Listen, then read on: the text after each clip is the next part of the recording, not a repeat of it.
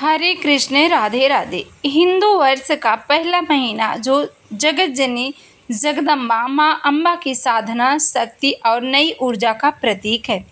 इस महीने की नवरात्रि में माँ दुर्गा के 9 रूपों की पूजा की जाती है। मान्यता है कि ब्रह्मा जी ने इसी मास से सृष्टि की रचना की शुरुआत की थी, इसलिए यह मास आध्यात्मिक ऊर्जा, स्वास्थ्य और खुशहाली के लिए अत्यंत पवित्र और कल्याणकारी माना जाता है। चैत्र महीने में जो भी व्यक्ति इस पावन पवित्र कथा को सुनते हैं, उनकी सभी मनोकामना पूरी होती है। ऐसी पावन पवित्र कथा सुनने के लिए जो भी भाई बहन हमारे YouTube चैनल पे पहली बार आए हैं, आप चैनल को ज़रूर सब्सक्राइब करें ताकि इस तरह की धार्मिक कथा हम सबसे पहले आपके पास पहुंचा सके। इस महीने में जो भक्त पूरे मन से जगजननी जगदम्बा माँ अम्बा के गुण गाते हैं और पूजा करते हैं, उन्हें महामाया का आशीर्वाद, सुख, समृद्धि और मुक्ति प्राप्त होती है। इस समय माँ दुर्गा हाथी पर सवार होकर आती हैं, जो ज्ञान और समृद्धि का संकेत करती हैं। अब हम चलते हैं आज की पावन पवित्र कथा की तरफ। कथा सुनने से पहले आप कमेंट में जय माता दी जरूर लिखें। प्राचीन काल में राजा सूरथ एक उदार और प्रजापालक शासक था, लेकिन उसके शत्रुओं ने उन पर आक्रमण किया। अपनी ही सेना के विश्वासघात के कारण राजा युद्ध हार गए। उनके मंत्रियों और करीबियों ने उनका राजकोष, खजाना और अधिकार छीन लिया। दुखी होकर राजा शिकार के बहाने घोड़े पर सवार होकर अकेले जंगल की ओर निकल पड़े। जंगल में भटकते हुए राजा की भेंट समाधि नाम के एक वैश्य व्यापारी से हुई। समाधि भी बहुत दुखी था। उसने राजा को बताया कि उसके धन के लोभी स्त्री और पुत्रों ने उसे घर से निकाल दिया है। वह दर दर भटक रहा है, लेकिन फिर भी उनका मन बार बार अपने उन्हीं परिवार वालों की चिंता कर रहा है जिन्होंने उसे अपमानित किया। दोनों अपनी अपनी व्यथा लेकर मेघा ऋषि के आश्रम पहुँचे। राजा सूरथ ने ऋषि से एक मूढ़ प्रश्न पूछा। हे ऋषिवर, मैं जानता हूँ कि मेरा राज्य छीन चुका है, फिर भी मेरा मन अपने राज्य, हाथी, घोड़े और प्रजा के लिए क्यों रो रहा है?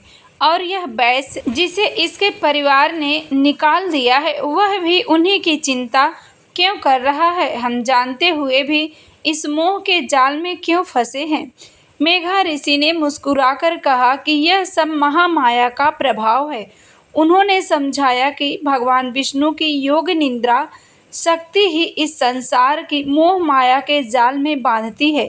वही देवी ज्ञानियों के चित्त को भी खींचकर मोह में डाल देती है और वही प्रसन्न होने पर मोक्ष प्रदान करती हैं। इसी जिज्ञासा को शांत करने के लिए मेघा ऋषि ने राजा और वैश्य को देवी के 3 प्रमुख अवतार मधुकैटभ वध, महिषासुरवर्धनी और शिंभु निशुंभ वध की कथा सुनाई, जिन्हें हम दुर्गा सप्तशती के रूप में जानते हैं। शायद आप पूछना चाहते हैं कि ऋषि मार्कंडेय ने इस ज्ञान को कैसे प्राप्त किया और इसे कैसे सहेजा। ऋषि मार्कंडेय ने इस पूरी कथा के सूत्रधार हैं। उन्होंने इसे सीधे तौर पर नहीं देखा, बल्कि इसे एक दिव्य संवाद के रूप में प्रस्तुत किया। ज्ञान का संकल्प मार्कंडेय ऋषि को भगवान शिव और देवी की कृपा से अमृत और त्रिकालदर्शिता प्राप्त थी। उन्होंने मेघा ऋषि और राजा सूरथ के बीच हुए इस प्राचीन संवाद को अपनी दिव्य दृष्टि से देखा और इसे मार्कंडेय पुराण में लिपिबद्ध किया। लोक कल्याण के लिए उन्होंने इसे 700 श्लोक के ज्ञान को सप्तशती का रूप दिया, ताकि कलयुग में मनुष्य कठिन साधना न कर पाने की स्थिति में केवल इस पाठ के माध्यम से ही देवी की कृपा प्राप्त पा सके। मार्कंडेय ऋषि ने इस कथा को केवल युद्ध की कहानी नहीं रहने दिया, बल्कि इसमें कवच, अर्गला और कीलक जैसे स्त्रोत जोड़े, जिससे यह एक पूर्ण साधना पद्धति बन गई।